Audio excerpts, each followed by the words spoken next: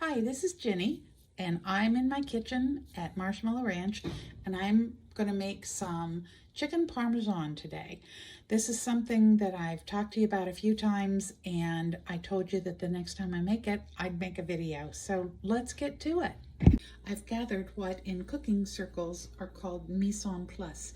It's the little dishes, and I put the spices in it. I have probably about a half a teaspoon of red pepper flakes, and I have maybe about a half a teaspoon to a teaspoon, somewhere in there, of paprika. I have about a half a teaspoon to a teaspoon of garlic powder, and about 2 teaspoons to a tablespoon of oregano. Then I'll be using fresh ground pepper and fresh ground salt. I have some flour in a pie plate here, and I have Panko Bread Crumbs. Panko Bread Crumbs are crispy, crunchy breadcrumbs. They're not like, they're not as fine as the regular breadcrumbs. These are unflavored. I would normally use Italian flavored, but they didn't have that at the store, so I have this, and that's why I'm putting all the Italian flavorings in. So now I'll add in the flour, I'm going to add the oregano and the garlic, the paprika, and the crushed red pepper. I'll take my whisk and just kind of stir that up a little bit. I'll put some salt. I don't cook with a lot of salt because we have to watch our salt intake. So I just put a little in, and then I let Mr. FixIt add a little at the table. I have 1 egg that I'm just going to lightly beat here. When you beat your eggs, a lot of times people stir them or, do it over and over. I go back and forth because that tears the gelatinous material that's in the white and makes a smoother egg yolk. And I think that's going to be about enough to coat that. I have my oil heating up, and I have 2 large, I also have the oven preheating to 350. I have 2 large, very large chicken breasts. But see how thick these are, and they're thin down here? You want to make these into cutlets so that they're thinner across. And I'm not going to tenderize so much as I'm going to mash. So I'm not going to use the sharp pointed part of this. I'm going to use the flat. And to do this, you literally just get in there and smack it down. This is great for when you want to work out some frustrations. Get those things out. And that also breaks down some of the fibers in the chicken, makes it more tender. Doesn't take much to do this. Just a few whacks, because chicken has a tendency to be a little tender anyway. So we're just going to kind of flatten it out. That way it's going to cook all the way through at the same rate.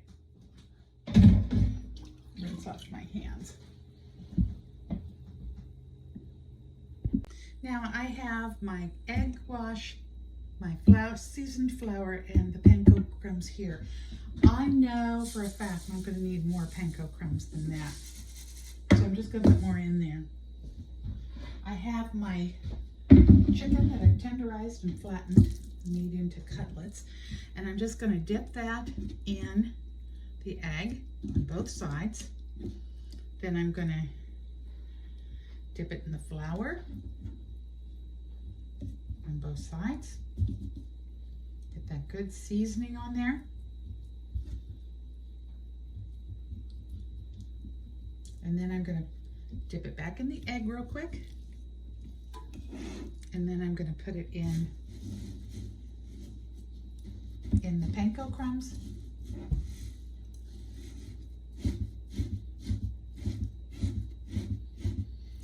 My oil has been heating here.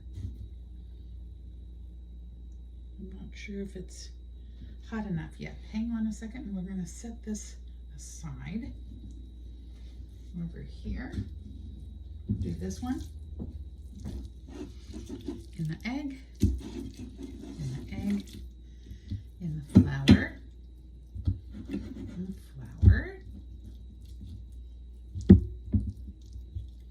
the egg again. Ooh, I probably should have had 2 eggs. And now in the Panko Bread Crumbs. And that's going to make a nice little crispy coating for it. Just want to press it down in there. I'm going to pick up some of this, put it on the top, and just kind of press it in there so we have a good coating. Okay, shake off some of that. I'm going to put a little bit more on this. You can see that. Good. Since I have it in here, I might as well use it, right? Move it forward. We're going to put this on here. Okay, that's done. Now, let me rinse my hands off.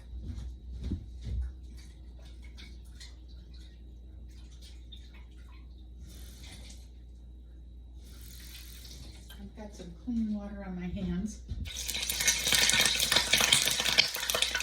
That is hot. So, now, let me turn my camera so you can see the...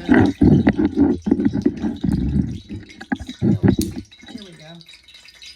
Okay, this is going to be hot. Let's take that off. One on one side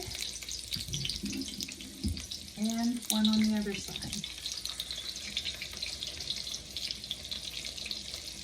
And we're going to let those cook on both sides until they're nice and crispy golden.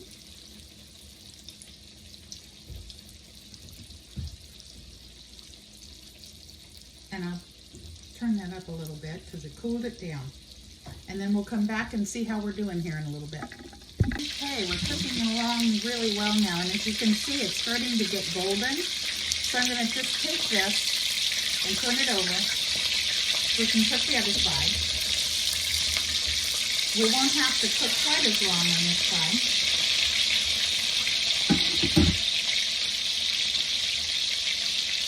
And we'll be back. Okay, we're about ready here. I wanted all this oil to give it a good crispy crust, but I don't want all this oil in the oven when it's baking. So I'm just going to use my ladle and get rid of a lot of this extra oil. I don't want all of that on there as it's cooking in the oven. So just dip it up here.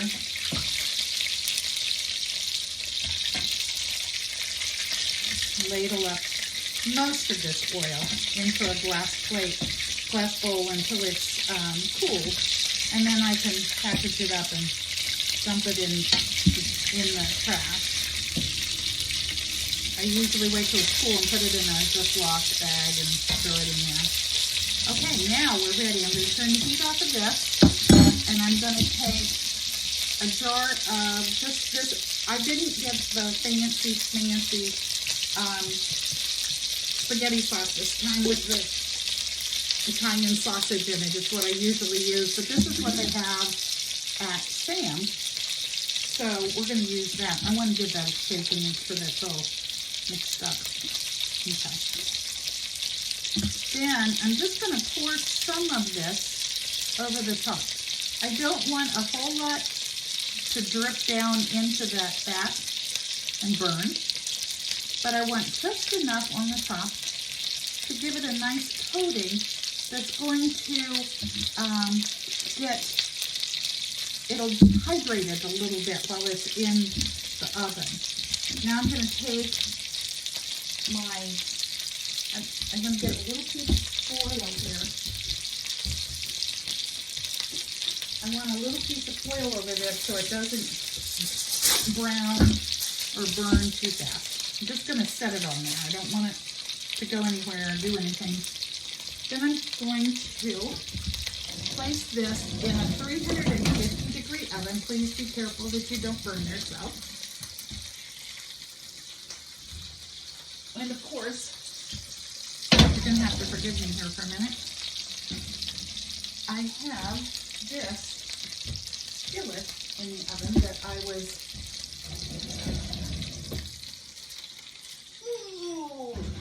seasoning and I didn't get it out of there. Okay, that'll be in the oven. I'm going to cook that for about 20, I'm going to start with 20 minutes. Let's do this over here. Bake time, 20 minutes.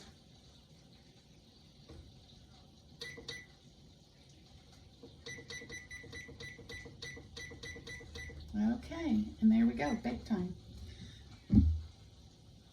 And it's still cooking away in there, but it's not, I want it in the iron skillet because it makes a real nice crust. I'm going to move you back up here so we can talk. There we go. I used a pan last time instead of the oven, instead of the skillet in the oven, and like a casserole dish. And I did not like the way it turned out. It was soggy. I want it crispy. You want that nice crispy crust on top, on the outside of just tender, juicy chicken. So that is what's going on in my oven, is baking for 20 minutes. I have turned the water for my pasta on. I was heating it on low over here at the on the other burner. Now I can use the big burner where I had the skillet. So the water will start boiling. Then it will, when the pasta's done, the chicken's done, I put a side order of the pasta, the chicken breast, and then put some extra sauce on the top that I'll get heated up here in a few minutes. And I'll be back.